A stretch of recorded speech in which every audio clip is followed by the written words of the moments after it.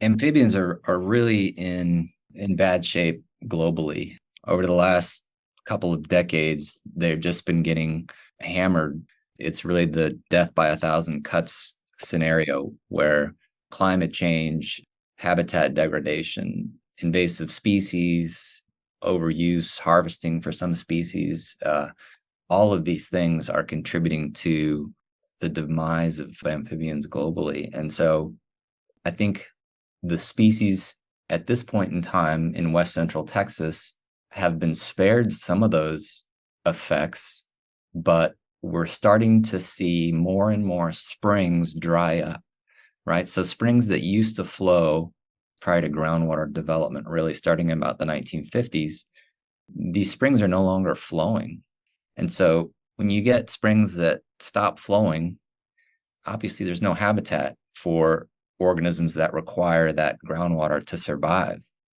And maybe there are other springs where that species still lives, but when too many springs dry up, those populations go extinct locally, and then eventually the species goes extinct, right? If all of the subpopulations go extinct.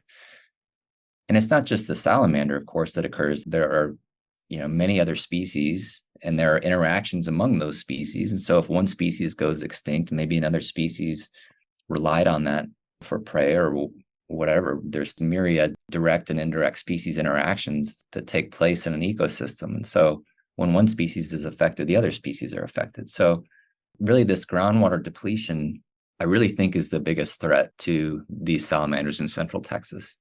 And as climate change intensifies, this last summer was unprecedented, right? We had 108-degree temperatures for I don't know how many days in a row. But as climate change intensifies, people are going to be using more and more groundwater.